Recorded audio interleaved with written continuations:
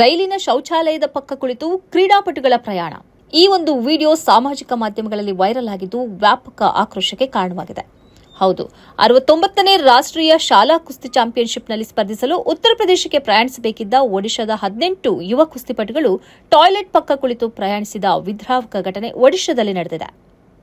ಉತ್ತರ ಪ್ರದೇಶಕ್ಕೆ ಪ್ರಯಾಣಿಸಬೇಕಿದ್ದ ಒಡಿಶಾದ 18 ಯುವ ಕ್ರೀಡಾಪಟುಗಳು ರೈಲಿನ ಶೌಚಾಲಯದ ಪಕ್ಕ ಕುಳಿತು ಪ್ರಯಾಣಿಸುತ್ತಿರುವ ವಿಡಿಯೋ ಇದೀಗ ಸಾಮಾಜಿಕ ಜಾಲತಾಣದಲ್ಲಿ ವ್ಯಾಪಕ ವೈರಲ್ ಆಗ್ತಿದೆ.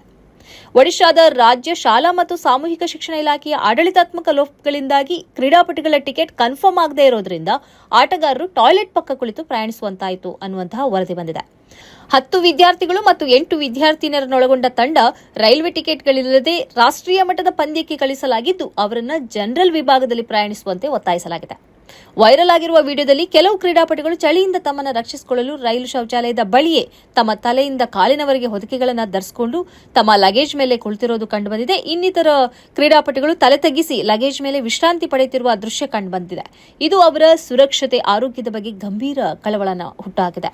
ಇನ್ನು ಆಟಗಾರರ ಈ ಪರದಾಟ ಇಷ್ಟಕ್ಕೆ ಮುಗಿದಿಲ್ಲ. ವಾಪಸ್ ಆಗುವಾಗಲೂ ಅವರ ಪರಿಸ್ಥಿತಿ ಇದೇನೆ.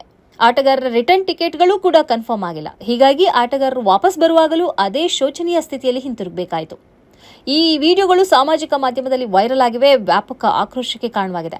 ಈ ಬಗ್ಗೆ ಒಡಿಶಾ ಕ್ರೀಡಾ ಪ್ರಾಧಿಕಾರದ ಸಹಾಯಕ ನಿರ್ದೇಶಕರು ಪ್ರತಿಕ್ರಿಯಿಸಿದ್ದು, ನಿರ್ವಹಣೆಯಲ್ಲಿ ದೋಷ ಅಂತ ಕೈತೊಳ್ಕೊಂಡ್ಬಿಟ್ಟಿದ್ದಾರೆ. ಸ್ನೇಹಿತರೆ, ನಿಮ್ಮ ಅದ್ಭುತ ಬೆಂಬಲದಿಂದ ಸನ್ಮಾರ್ಗ ನ್ಯೂಸ್ ಚಾನೆಲ್ ಈಗ 2 ಲಕ್ಷ ಸಬ್ಸ್ಕ್ರೈಬರ್ಗಳನ್ನು ದಾಟಿದೆ.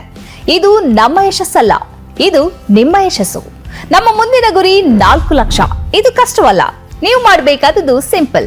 ನೀವು ಸನ್ಮಾರ್ಗ ನ್ಯೂಸ್ ಚಾನೆಲ್ ವಿಡಿಯೋವನ್ನ ನಿಮ್ಮ ಸ್ನೇಹಿತರಿಗೆ, ಕುಟುಂಬದವರೊಂದಿಗೆ ಹಂಚಿಕೊಳ್ಳಿ ಮತ್ತು ಅವರಲ್ಲೂ ಸಬ್ಸ್ಕ್ರೈಬ್ ಮಾಡಲು ಹೇಳಿ.